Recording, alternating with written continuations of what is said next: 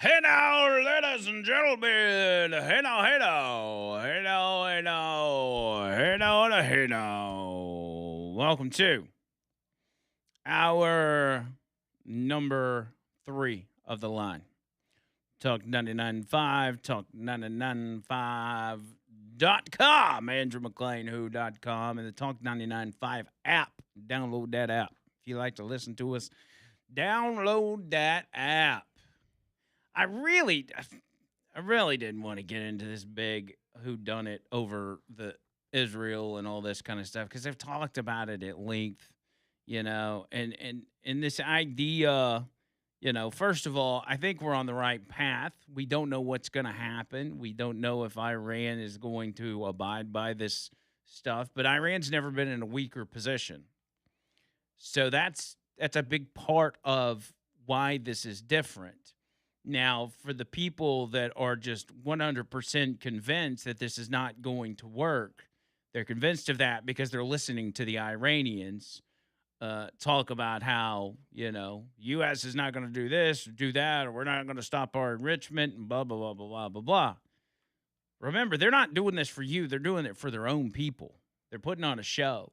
Just like the other day when J.D. Vance was in Switzerland with the Iranian officials. On social media, Iranian officials in Iran were telling people that their officials had walked out of the meetings. And they never walked out of the meetings. They were actually in the midst of a 9-hour negotiation. They never walked out. So you got to understand. I mean, I don't know why we're all of a sudden believing what Iran is saying. You're believing what Iran's saying to make the argument that you can't believe what Iran is saying. Does that make sense? So you're saying, well, what they're saying on social media or at press conferences over in Tehran, I believe that, but I don't believe that they're going to abide by some sort of peace deal or nuclear deal. Now, on the front of Trump and Netanyahu's relationship, this is a more tumultuous relationship between an American leader and an Israeli leader that I think I've ever seen in my lifetime. And it's been happening over and over. We watch it happening in real time. You had the phone call from earlier this month where Trump went on a tirade at Netanyahu over their escalation in Lebanon. They were targeting Hezbollah, but they were blowing up apartment buildings. Trump said this is jeopardizing our negotiations. He reportedly called Netanyahu effing crazy, saying, "Why are you blowing up buildings? Stop blowing up buildings." Saying you'd be in prison if it weren't for me. I'm saving your ass. Everybody hates you. Everybody hates you because of this. Like, he's actually wanting to stop the killing of civilians. He has no problem with terrorists getting blown up, obviously. But Israel has not made the efforts to be strategic enough to not blow up civilians in the process. I think they view it as collateral damage because everybody knows how these Iran proxies work. They put themselves in the middle of, civilian buildings, apartment complexes, churches, mosques, schools, hospitals. And the IDF, Benjamin Netanyahu or whoever, said, you know what? We got to get him somehow. We'll just go ahead and blow it up. Trump has made it clear that he's not happy with how Israel is handling that particular conflict. He says, quote, "Too many people have been killed, and you do not have to knock down an apartment building every time you're looking for somebody." Instance after instance. And even look at the Netanyahu cabinet officials that have been blasting Trump for weeks, saying that Trump's crazy. Now, that does not sound like a transactional relationship where Trump is doing the bidding of the Israeli government because they wouldn't be taking shots at him. Anyway, let's I'll do a couple more of these and then we'll move on because I got a bunch of stuff to talk about. Derek's on the line. Derek, what's up? Man, nothing, passing through, catching your show. All right, so kind of 2 points real quick. It's a leftover boomer war. Hopefully this is the last. Uh, You still there? Oh man, Did come on, I Derek. lose you, Derek? You still there? reality of it. If Oh, you okay. just Hey, tell Derek. me, Derek, just back up a little bit because your phone cut out for about 10 seconds. Oh, I'm sorry. Yeah, no, I'm sitting here on Lakeside. It's a leftover boomer war.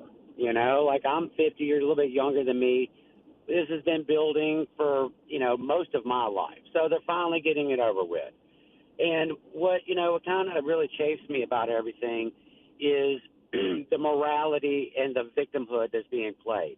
If you just tell me might makes right, okay, borders change. No border of a nation is going to stay the same forever. The current maps are just the current maps. If I can understand that, a neocon, we can do it, we're going to do it. I can't disagree. That was the founding of our nation. Love our nation to death, but that's just the way humans are. But what really got me, and I'm so glad when I picked up your station when I was finally getting to Birmingham, I'm coming into 65, and I see this giant billboard on the right that says you do not have to be a Jew to protect a Jew. Protectajew.org. And all of a sudden I come on your station and you guys talking about this. This is what gets me now. This is what's getting me like everything is about protecting them. I did not know that they were in such trouble here. So now I got to protect the Jews. I thought I was protecting enough Jews when I got my damn tax money over there. So now here I got to protect the Jew. We got a war going on over there. We have a war on streets. So just don't tell me that I have to do this because I'm a Christian. Just tell me you want it. We do this all over the world. The entire human history is founded on this. Miss me with the morality. Tell me you're going to do it because you can. I can accept that. Yeah. I gotcha. I mean, a little more transparency wouldn't hurt anybody if everybody just tell us their intentions behind it. Here you are. You're arguing. We don't even know what to believe in this media right now. I have to watch three news stations to try to pick up all the little pieces to figure out what's even going on. So I don't know, man. It's but telling me that I have to feel this for another nation. Man, I'm coming through your city. I used to live here, and I watched the first 48. Who do you care about more? What is this street you got up over here now? Like, Center Point is, you get shot on 2nd Street or wherever the hell it is. Are you worried about the Jews, or are you worried about over here in Center Point? Tell me your morality then. That's the part that gets me. Just do it because you can. I can't argue with that. American way. Love you, Andrew. All right. Thanks, buddy. Appreciate you, Derek.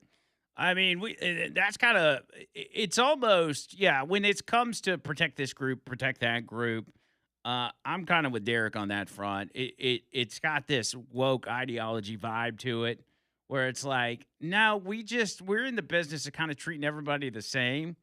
And if you're an a-hole, like, we'll treat you like an a-hole. We'll treat you how you act. And I don't care what your background is. I don't care what your religion is or your color or your gender or whatever.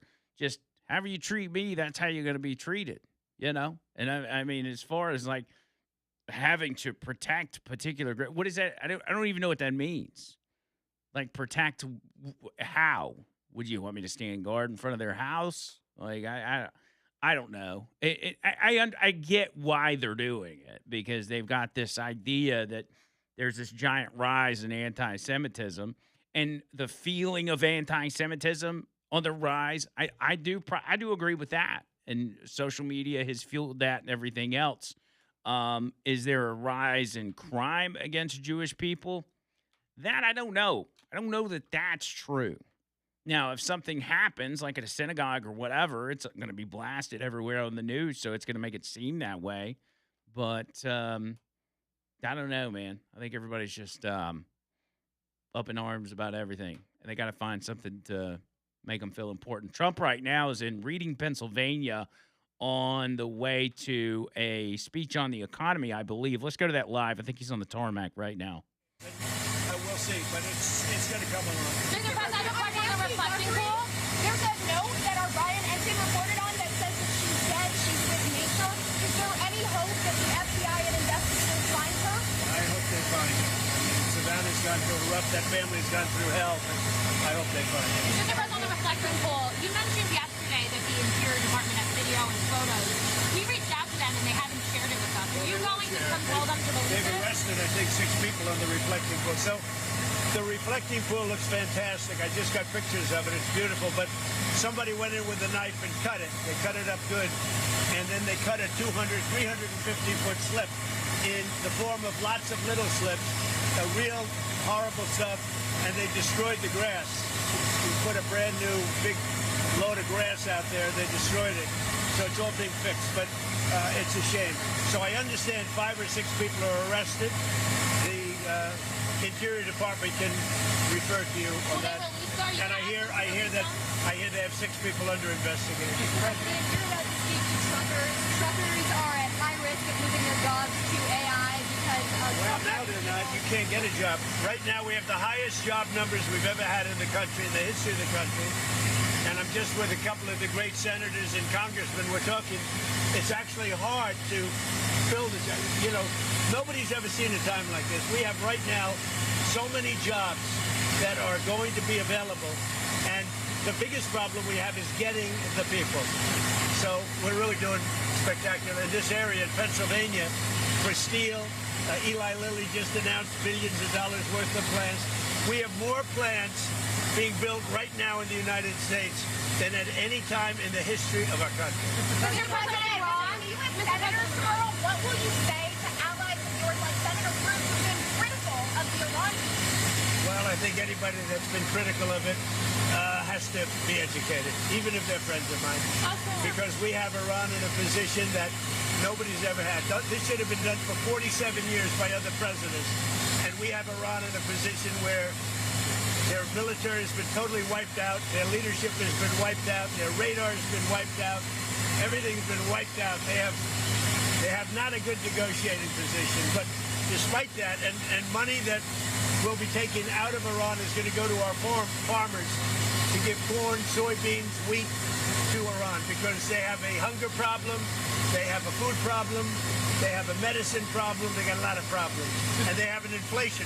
Their inflation now just at 300%. So they have a lot of problems. Mr. President, are you planning to do a federal takeover of D.C. soon just to reflect that a socialist? So we have a radical left communist elected, I guess, soon to be elected mayor of D.C.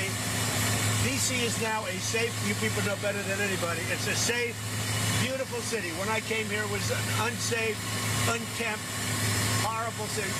It was horrible. The monuments and the waterfalls and the statues and everything were graffiti written, hadn't been fixed in 50 years, clean.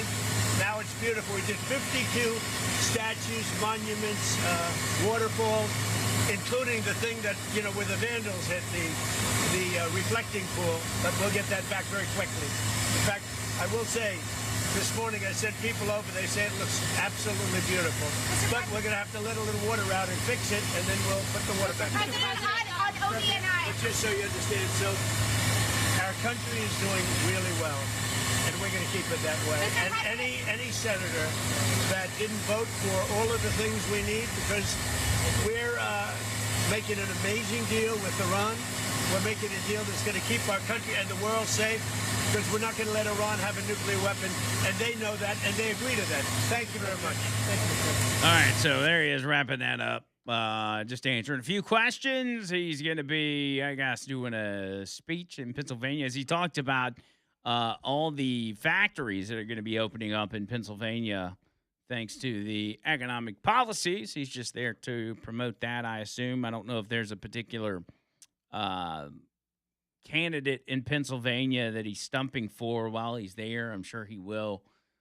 Usually the president does when we're in an election year, and I mean, we're in June. We're approaching the beginning of July. We're approaching the month of July, and so the election, the midterm elections, are right around the corner, man. It's hard to believe.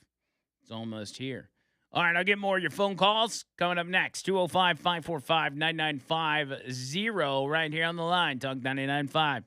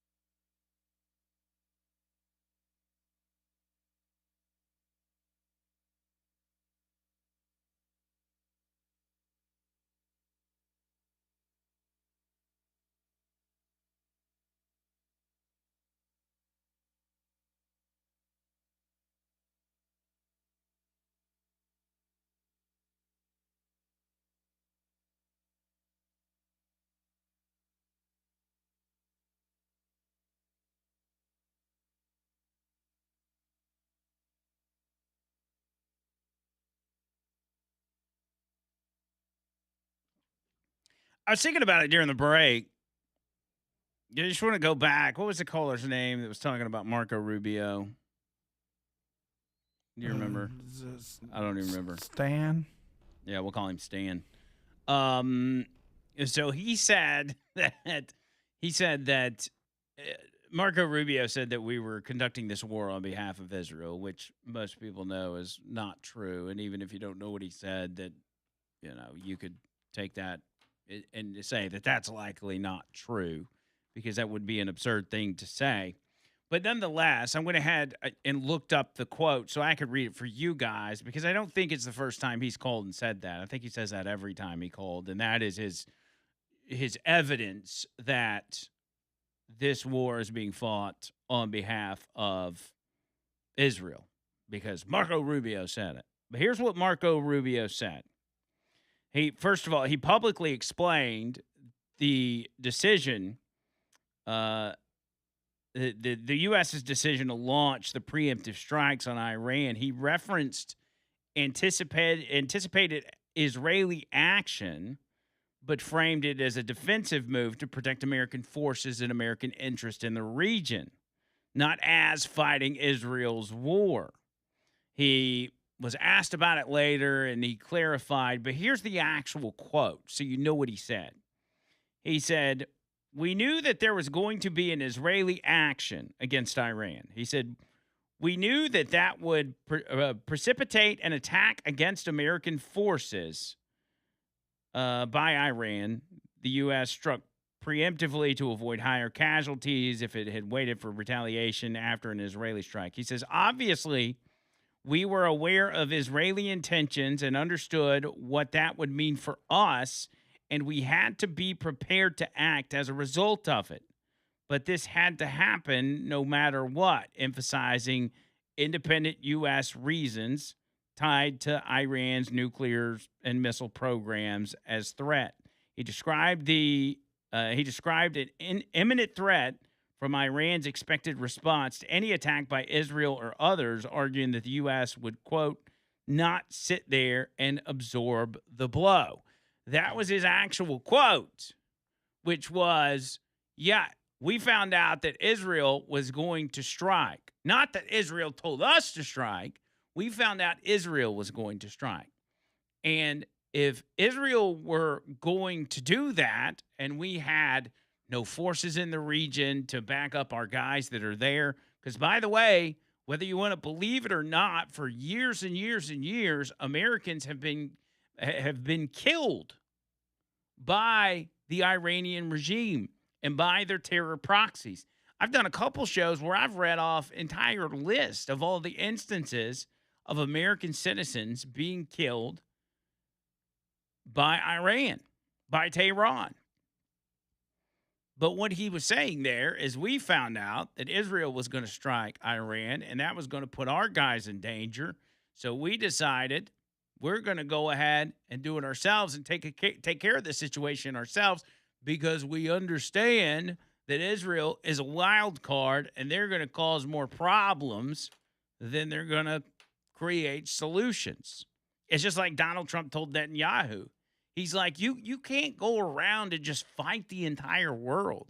You can't just fight till the end of time. You got to try to find a diplomatic solution.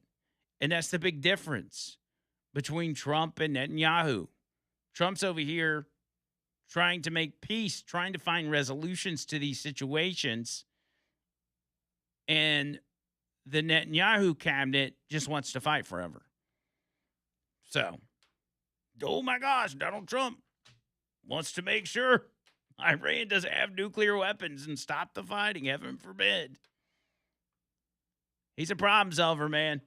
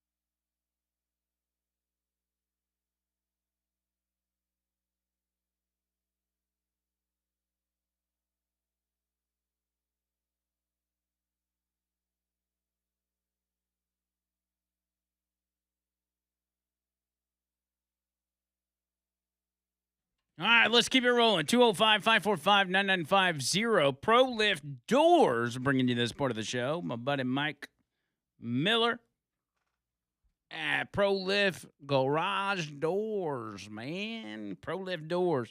You got garage door problems, man, hit him up. He's your guy. There's no doubt about it. He's been doing this for a while and knows a garage door like the back of his hand. Knows it well. And can get you fixed right up. Could be any kind of problem. Any kind of problem you got. Just let him know that you are part of the Hey Now Nation. You're part of the 99.5 family, just like he is. And he'll come out there and give you a free estimate. And figure out what you got going on and what exactly you need. And y'all can go from there, man. He can get you hooked right on up. 205-346-8465. It's 205-346-8465. ProLiftDoors.com. ProLiftDoors.com. Let me get Barry in Birmingham. Barry, what's up? Hello. Hey, man.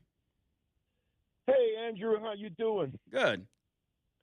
I wanted to talk about two things. I want to talk about Israel, and I wanted to talk about the war in Iran. So there's some interesting issues that I think we need to address. First of all, I don't think the administration made the right decision to back off from bombing Iran, because I don't believe Iran is going to behave right. I don't think they're going to honor the agreement. I don't think they have no intention of doing it. What I believe they're wanting to do is to rebuild their military as best they can. They want to continue to build ballistic missiles. We didn't address that in the agreement. All these things are going to be paramount to us.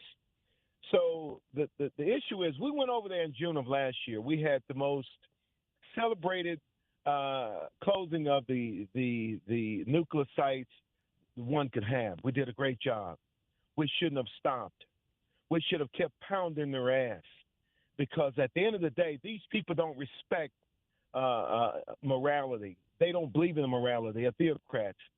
These people are religiously crazy, and it's obvious they're killing 45, 50, 60,000 people of their own. You can't negotiate with them. The only way you negotiate with them is with bombs. And we have the ability. We have the greatest military in the world. We didn't use it properly. Now we have the midterms coming up, and there's politics creeping into it because of the Strait. So why didn't we go over and bomb the hell out of them first, and then protect the Strait, made it to where no way in the world that they could ever inhibit us from operating, or anyone to operate out of the Strait? We didn't do that. We made a mistake. We talk about Benjamin Netanyahu as if he's a stupid guy. He's not a stupid guy. He's a smart guy. He's trying to protect this country for what happened October the 7th. Maybe the world forgot that the Palestinians started the war. They went over and butchered 1,300 people. These people that didn't start a war, they started the war on that day. Israel is responding to it. Every day there's an attack on Israel. Every day. They don't start the war. They're fighting the war. They're our only ally in the United States, in the Middle East. So we have to support them. But I wish President Trump was tough as hell like Benjamin Netanyahu in his mind. President Trump is a good guy. Voted for him. I vote for him again if I could. But I think that he made a tactical mistake in negotiation on the people around him. You can't tell me that for 47 years they've been killing our soldiers and getting away with it. So in my opinion, if you kill one of my soldiers, I kill 1 million of yours. The way I look at it is, we have to protect the sovereignty of our country. We can't continue to go out here and act like this doesn't matter.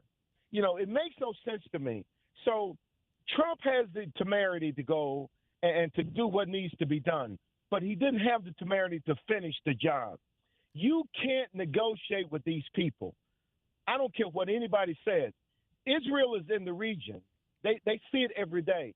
So why didn't we address the ballistic missile capability, or the building of ballistic missiles? So when they pressed President Trump about it, he gave in. He capitulated. He says, well, if other people have them, maybe they should have a few themselves. That's the wrong mindset. You can't do that. So what happens when they import a nuclear weapon from North Korea and they put it on the head of a ballistic missile? What do you think is going to happen then? So this is a tactical mistake. It's a political mistake. You got these dumbass Democrats that hate everything that you do good. You got Republicans that are fighting Rand Paul, Tillis. These people are the devil. And what they do is they create trouble. They hate Israel. They really do. They say on one front they love Israel. They don't. I got a buddy that works high up, and he will tell me things that I can't say on the radio. But the fact of the matter is they don't like Israel. Israel is our eyes and our ears in the Middle East. They've been a very good ally. We have to support them. But if you keep lobbing missiles into their country, what do you expect them to do? I would level every damn building I could. I would eat them people. I would aspirate Iran. I would aspirate Lebanon. You have to stamp out the devil. These people are the devil, man. And I don't know what it's going to take for Americans. You know, we weak-ass Americans, we're over here. We got it made. We can go to the store when we get ready. We buy what we want. We do what we want to do. We don't have civil war. We don't have countries bombing in the interior of America. But if we did, you would have a bunch of wusses, a bunch of crybabies talking about how terrible it is. You know, this is an issue that needs to be stamped out once and for all. Trump is the right guy for many things, but he's got the wrong advice around him. I don't care what he tells me. I hope I'm wrong. I hope that I'm 1,000% wrong. But I don't believe I'm wrong because Iran has demonstrated over and over again that they have no intention on doing the right thing. They won't do it. If they get a nuclear weapon, they'll use it.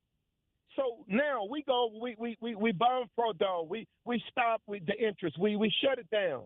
We did a great job. I mean, it was a traumatic job, but we didn't finish the job. So why did we finish the job? Because of politics. You know, these people in America, you know, they're weak-skinned. I don't know what it is. You know, we want to live in freedom and peace and have a great life. There's nothing wrong with that. We want to have the borders shut down so we don't have, you know, all of the wrath that the Democrats created. But we don't know what it's all about when you look at war because we've been insulated. And every day Israel is dealing with this. So I don't know why people are so anti-Israel or as if we're protecting Israel. Israel is our only ally in the Middle East. They've been a very good ally. Okay, Israel has the right attitude. Okay, Israel has the right focus. Now, anybody can go astray sometime and need to be curtailed. I got that. But America has the might, the wealth, the success, but we don't have the will to do the damn job. We should have bombed Iran for 6 months. They would have come to the table begging to give up their nuclear weapons. You can't negotiate with the devil. And I don't care what anybody says to me. I will stand on any corner. I'll fight any man to tell me that I'm wrong. I'll fight for my country. I'm too old to fight now for my country, but I will. So I don't know what your opinion is, you know, but I just think that for me studying this and looking at it and the things that I know, the jobs I've had, I see it differently. Do you see it the way I'm seeing it? Yeah, I think, and Barry, I appreciate the call. I think you can compact the two issues with Israel and the just obliteration of a country or the terrorist or whatever. You can kind of put them into two things because you're dealing with the same thing on both fronts. It's a little more complicated when it comes to war than just going out there and just obliterating everything inside because you don't want to kill civilians if you can avoid it. And this is where people that are against Israel's actions, even Trump's criticism of Netanyahu, come in, is that the response, and Israel's got a right to defend itself. 100%. I've always believed that. Um, the he views it as a little careless, reckless, if you will, in bombing certain buildings where civilians are. When Israel's or the IDF's goal is just to eliminate those terrorists, and if there's collateral damage, there's collateral damage. But in war, you don't want to kill civilians that you know you don't have to kill if you don't want to, whether it's Muslim or Christian or whatever. You don't want to kill innocent people, and so that creates a situation where you've got to be much more strategic on this front. And that's the message that Trump's preaching to Netanyahu. He's not telling him not to defend his own country. He's telling him you need to be more strategic in your attacks because there's no doubt that these Muslim countries surrounding Israel are and have been lobbing attacks. And I say countries, it's the Iranian proxies and the terror groups, but they embed themselves in with the civilians because they know that most countries don't want to go out and kill civilians. They themselves, the terrorists themselves, they don't care. They don't care if civilians die. They don't care if women and children get blown up. That's why they're doing what they do. And that's why it makes it more complicated than it would be on an average battlefield that we've seen over the course of history. But this is the environment that has created the the strategic positioning that Trump I believe, has taken. And I also agree on the front of you can't negotiate with terrorists, or as Barry says, you can't negotiate with the devil. I don't think you can. But I also stand firmly on the belief that Iran has been put in a position to where they may not have a choice other than to go along with whatever it is. Now, is it going to stick long term? I highly doubt it. I don't expect it. Even if they, in theory, agree on the front end and they behave for a period of time, it's not going to last long term because you've got a change in leadership. You've got this, that, other factors that are going to dictate that. But we've never seen Iran throughout the time of the Islamic revolution in that country. We've never seen them in this position, and they've kind of got nowhere to turn. Now, does that result in peace for even a period of time? I don't know the answer to that either. But you definitely can't trust them on the front end. You can't trust them ever. There's no doubt about that. They're running back to their country and they're talking a big game, but what have they got, when it comes to their ballistic missiles? Yeah, it'd be nice if the Iran deal, and they're working on more framework. Who knows? Maybe ballistic missiles get put into that as well. But 85% of their ballistic missiles have been destroyed at this point. They'll eventually build them back up, sure. But they're, again, in a position where they've got nowhere to turn. I think the argument that Trump made on the ballistic missile front, just to address that part of what Barry said, was that he didn't feel it was fair for all of the neighboring Gulf countries to have ballistic missiles and then Iran to not have their ballistic missiles, in the sense of not feeling like they can defend themselves.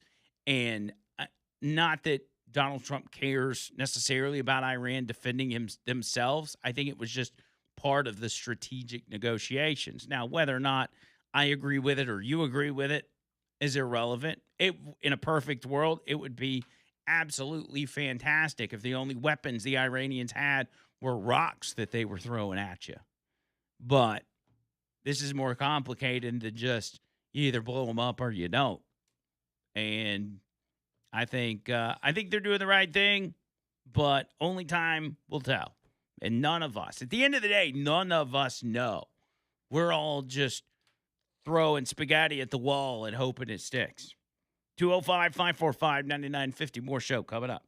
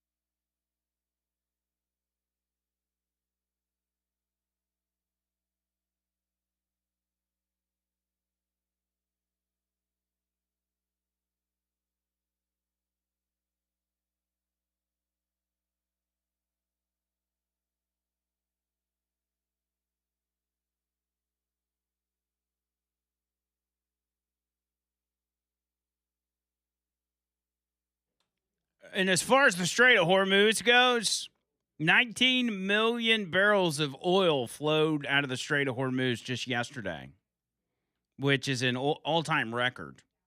We've never had 19 million barrels of oil go through the Strait of Hormuz in one day. Of course, there's a lot of pent-up fuel and pent-up oil in there. You know, there were boats just hanging out in there for months, but it's flowing, baby. I just saw Bucky's is down to $3.19. So we'll be below $3 soon. And it's going, baby. It's going. And listen, if, obviously you got to look at the actions of Iran opposed to the words of Iran. All right? So their actions, not that they're doing things that show good favor, but their inability to do things are showing you how bad off they are and the position they're in within this negotiation. Because they'd probably love to close the Strait of Hormuz and keep all this oil from getting out, but they can't.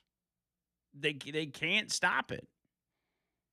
And if they try to mess around and close the Strait of Hormuz, I mean, we've already moved in a way that, they're not going to be able to do it. They've pretty much lost control of the Strait of Hormuz or whatever they had. And they've closed it in the past. For the people making the argument that the Strait of Hormuz was open, everything was fine. Till when? You just want to let Iran just completely have control of that, and we're just going to trust them? You don't trust them on the peace deal, but you trust them with the Strait of Hormuz? Come on. Let's be serious. Dave's on the line. Dave, what's up? Yeah, hey now, Andrew. Barry, I wonder what church he's preaching at. Don't get me wrong, I like him. You were answering. Of course, it's been over an hour now since I first started listening to you. All the problems we got pretty much are lies through media. I was just thinking about it because I was a graphic artist, and I did.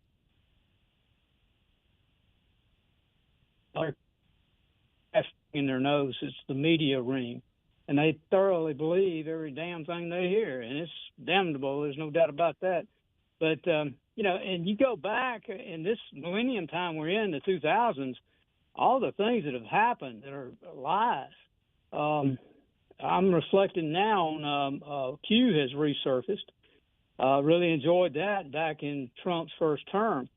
I'll give you an example. Lindsey Graham goes to Mar-a-Lago and runs out on a course and wants to play golf with Trump. And Trump's got, what's his name, the little senator in there, and he can play golf. Lindsey Graham can't play golf. And, of course, Trump says, what are you doing here, You're just going to ruin our day. And what he was doing is the suspicion. We really don't know the conversation. But Lindsey Graham was in that gang of 8 that did so much damage to Libya. And there was a reason for it. And I give credit to a journalist, John B. Wells. He's the guy that opened this up. He's an honest journalist. And they had the largest, purest crude oil in the world in Libya. That's what they went in there for. And when I say they created the Muslim Brotherhood to do this. It was a 5-month genocide of Libya. And those people didn't deserve it. You want to talk about the 40, 50,000 who died because the Al-Qaeda or the Iranians mowed them down. About half of that was the families coming to get the bodies. Right. Well, I heard I heard an idiot over the weekend talking about we need Dave, to pay them some money. Dave, I'm running out of time, but I get the gist of it. I just got to hit this break. But, I agree with you. It's previous leadership that has gotten us in this situation.